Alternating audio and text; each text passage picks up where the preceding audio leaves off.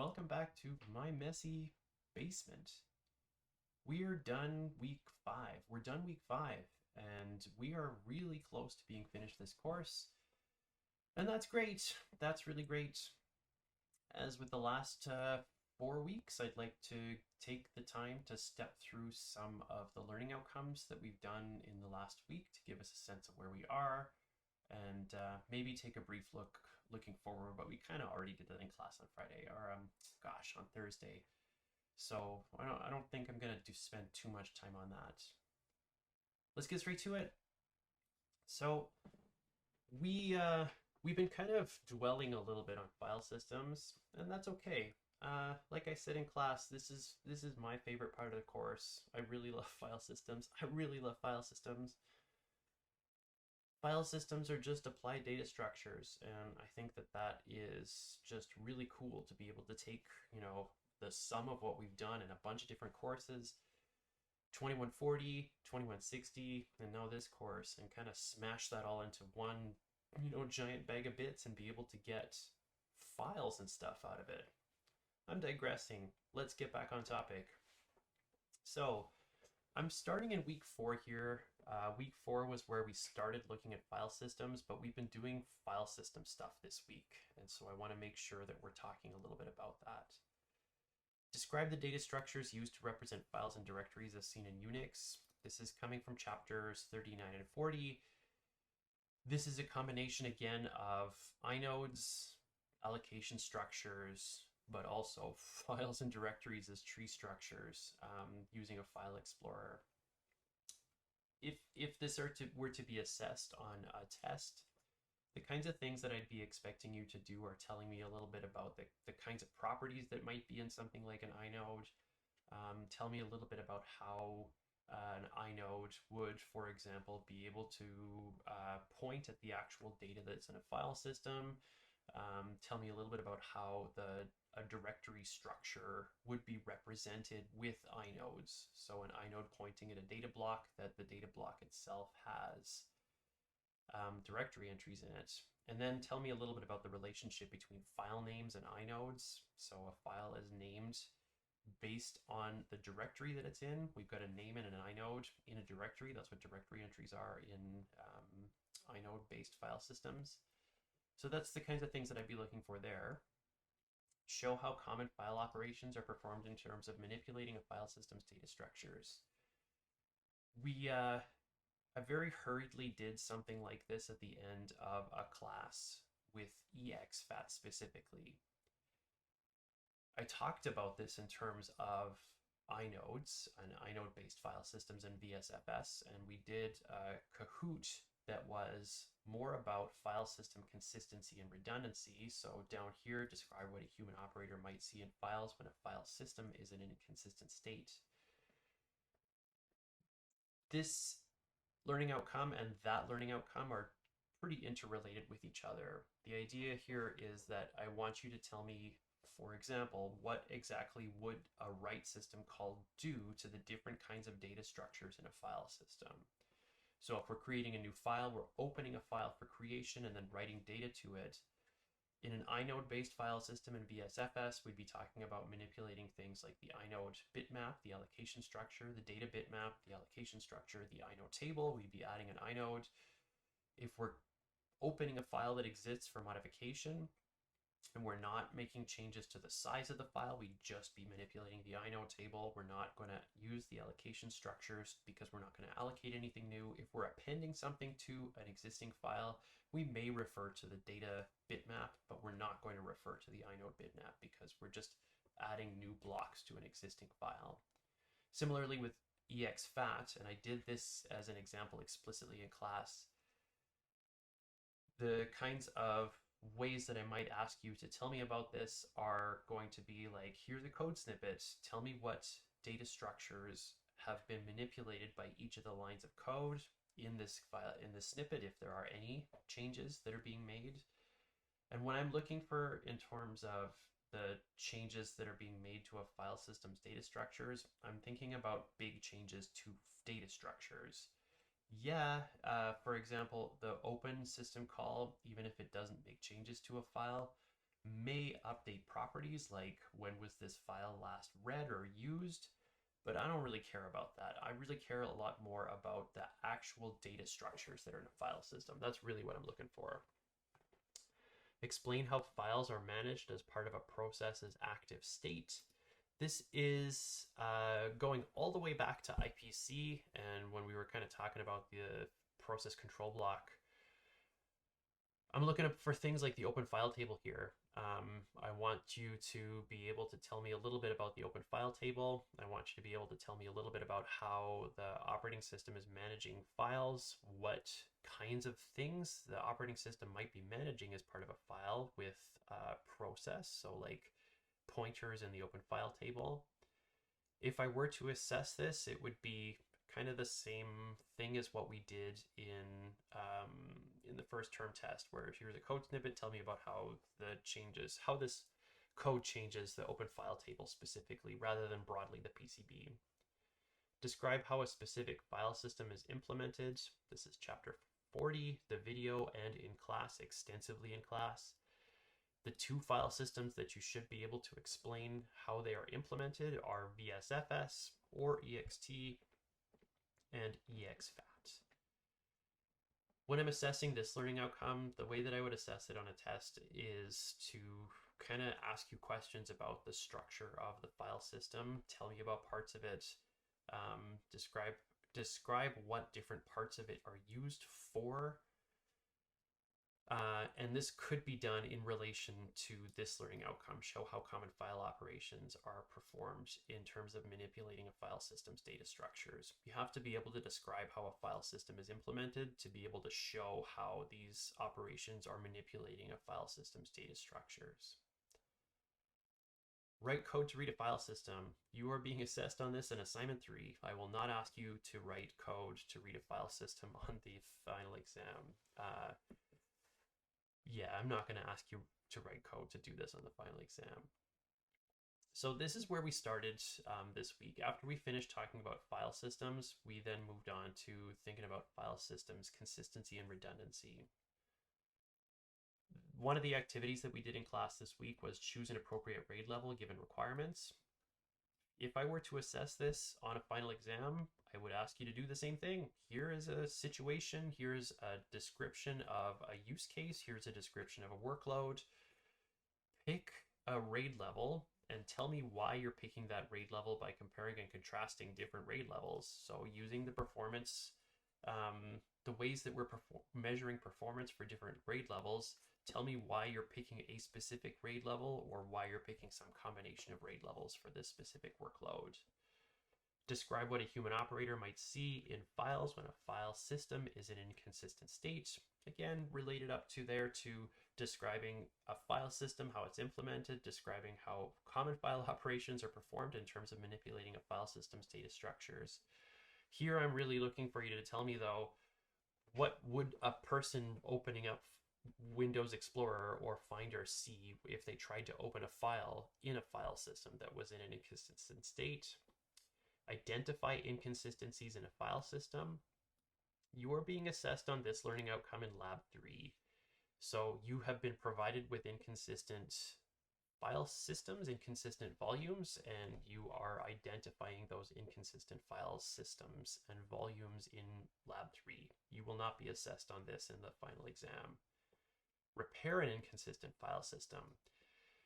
If I were to ask you about this on the final exam, it would again be related to describe what a human operator might see, and describe how a specific file system is implemented and show how common file operations are performed in terms of manipulating a file system's data structures. So if I were to give this to you, I would say something like, here's a file system, it's inconsistent, what do you need to do to repair it?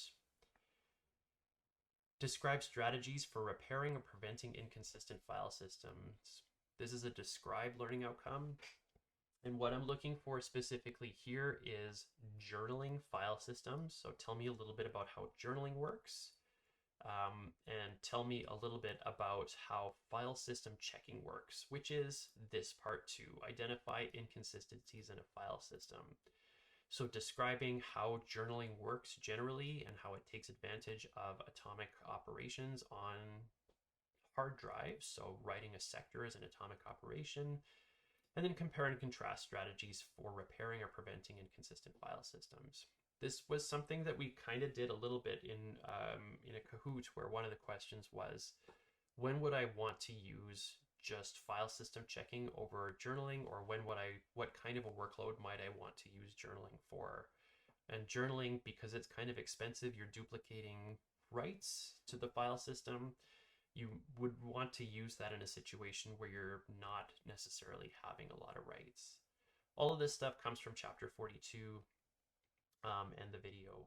This is kind of discussed extensively there. We're not going to talk about log structured file systems at all, and you will not be assessed on log structured file systems at all. So the only thing I really care about is traditional file systems. Compare traditional file systems, EXFAT and VSFS, with journaling file systems. What would those look like if they had a journal attached to them? At the end of this week, we did actually get to some of the content in week 5. And what we started looking at here was what a process's perspective of an address space is. So explain how a process's entire address space can be provided or supported via the concept of virtual memory. We started talking about this in the form of, this is what a process sees as what its memory layout is. Code, heap, stack. We did that because we have to be able to start thinking about how we could break memory up. And when we started to get to the point of memory segmentation, that's where we needed that information. So chapter 13 tells us about the abstraction of the address space. We did this in class. We talked about the idea of an address space. We ran some code that gave us addresses from the perspective of a process. And then we took a look at some files like the maps file from the procfs, the proc file system, to confirm that these were the actual locations in memory according to the Linux kernel. And then finally, we looked at an ELF file and saw that, okay, the code section in the ELF file is actually being loaded into memory in that offset, into a virtual address space at the offset where the code section starts. And again, I think that is super cool. I think it's really cool to be able to see that full circle. All of that was leading to explain how a process's entire address space can be supported via the concept of virtual memory. This is beginning in chapter 13 and beginning in class because we're kind of beginning to get to the segmentation part of the discussion. If you're going to be assessed on this, it's going to be from the perspective of, here's an address space that's way bigger than physical memory. How can we actually jam it into physical memory? And that gets to describing memory segmentation, and it gets to later describing paging. Translate virtual addresses into physical addresses. This begins to come from chapter 15, but it's continued in paging and segmentation. If this is going to be assessed in a final exam, this would be, here's a virtual address, here's information about how virtual memory is implemented in this case, base and bound, segmentation, or paging. Translate this virtual address into a physical address. Describe how the operating system works with underlying hardware to manage paging and virtual memory. So virtual memory in general, but also then paging in specific once we get to paging next week. This comes from chapters 13 and 15. We're beginning because we're not doing the paging part here, but describe how the operating system works with underlying hardware. This is, what responsibility does the operating system actually have in terms of managing virtual memory? So it has to have some information in its process control block for a process or a task, so that when we do context switching, we can tell the hardware what things like the base of virtual address space is, or the bounds of the virtual address space is, or what are the segments that have been allocated for this specific process, so that the hardware can do the translations itself. Us doing the translations would be just way too slow in the operating system, so we have to have the hardware to do that. Compare and contrast methods for address translation. Again, this is beginning in this part. In chapter 15, this is beginning because you're starting to see base and bounds here. You can't compare just base and bounds to itself. That doesn't really make a lot of sense.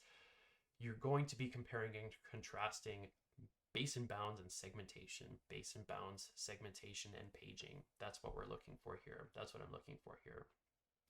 So compare and contrast methods for address translation. If you're going to be assessed on this in something like a final exam, I'm going to be asking you to tell me about these different methods for address translation and then compare them to each other. So what are the differences between them? What's the same thing between them? With segmentation, this is kind of where we ended yesterday. We started talking about this, discussed the benefits of partitioning memory and address spaces. So this is coming from chapter 16, but it actually does kind of go back a little bit to chapter 15, where we talk about the idea of segmenting physical memory, partitioning memory into physical chunks that we're allocating entire address spaces into. One of the major benefits here is, we don't have to have physical memory that is bigger than the address space. We can have address spaces that are bigger than physical memory. But this is something that comes from chapter 16. We discussed this a little bit in class.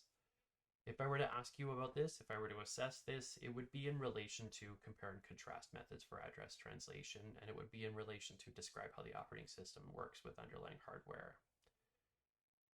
Explain how a process's entire address space can be provided supported via the concept of virtual memory. Now we can really do this, and this is with segmentation, where we've got that idea that we're only allocating as much as is necessary for what the process needs when it's running. If I'm going to ask you about this on a final exam, it will be in relation to discuss the benefits of partitioning memory and address spaces, compare and contrast, and describe how the operating system works with underlying hardware. This is the same learning outcome, but now it is in the context of segmentation specifically. So implementing virtual memory, we're really specifically talking about segmentation here. So how does what the operating system needs to do to manage virtual memory change going from base and bounds to segmentation? Describe what happens in various parts of the system when these words segmentation fault appear on your terminal screen. This was what we kind of finished up with yesterday on Thursday's class, and it is what it says in the box. If I were to ask you about this, I'd basically ask you to tell me, what is your process doing? What is the shell doing? What is the operating system doing? What is the hardware doing? How do each of these different components play a role in getting the words segmentation fault to actually appear in your terminal, to appear on your screen? The place where we left off was seg fault is a signal that's being sent by the operating system to our process. Can we handle that? And well, the hint is maybe, yeah, we can. Let's take a look at that on Monday. And then compare and contrast free space management policies, compare and contrast methods for address translation. This one is continuing, again, comparing and contrasting segmentation and base and bounds. We're going to talk about this on Monday or just at some point next week, and we're going to be talking about this in the context of heap allocators. So we'll look again at JEmalloc, memalloc, and glibcmalloc. And we're going to start to just think about some free space management policies or allocation policies in general. So not really looking specifically at those allocators, but just generally applying some of the basic policies that can be used for free space management. Getting into week 6, we'll talk about paging. We'll talk about that when we get there. All right, so that's it for this week. Thanks for listening, and I hope that you have a great weekend when you get to it, and I'll see you next week for the last week. Bye.